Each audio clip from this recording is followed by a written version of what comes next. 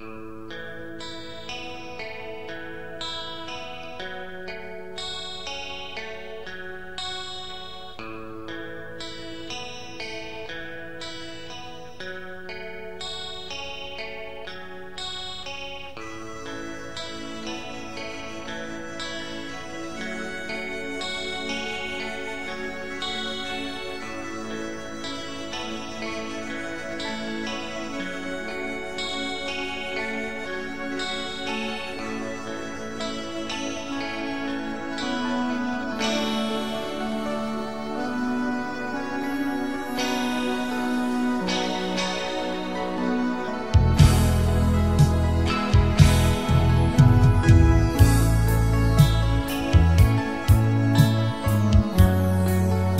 ក្ខរា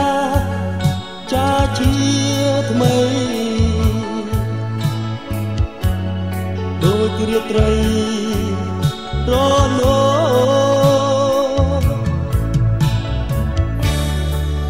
មានរាស្មីក៏មិនដូរចាយស្រីតោជួបពំបានបើសំដីមានន័យសូមជួយឆ្លើយខ្ញុំផងបើចិត្តនេះបាននៅបំណងដែលប៉ុនប៉ងជាគូ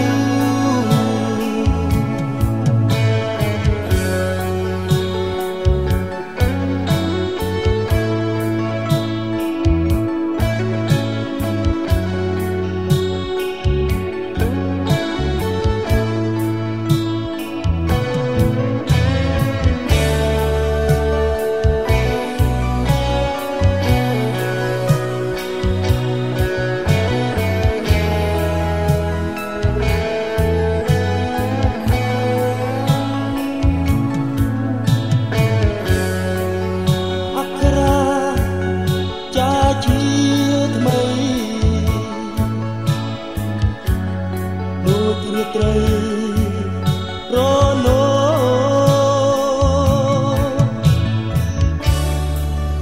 មានរាស្មីក៏មិនដូរកាលស្រីតោជួបនឹងបងអោចំណោវាយោថ្មីបងនៅជ្រាបអាឡ័យ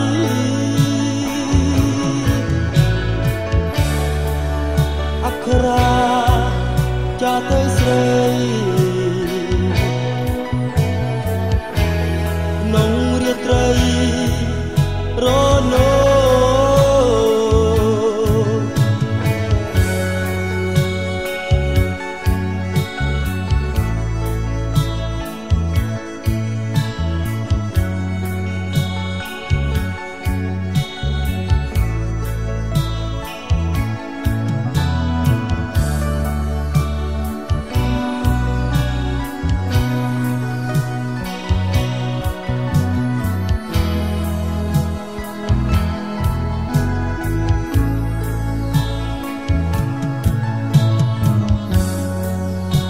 សំដី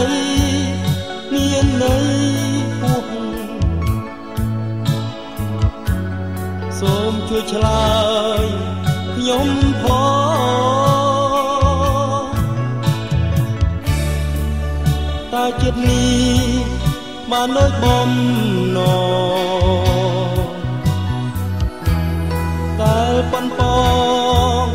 ជាគូ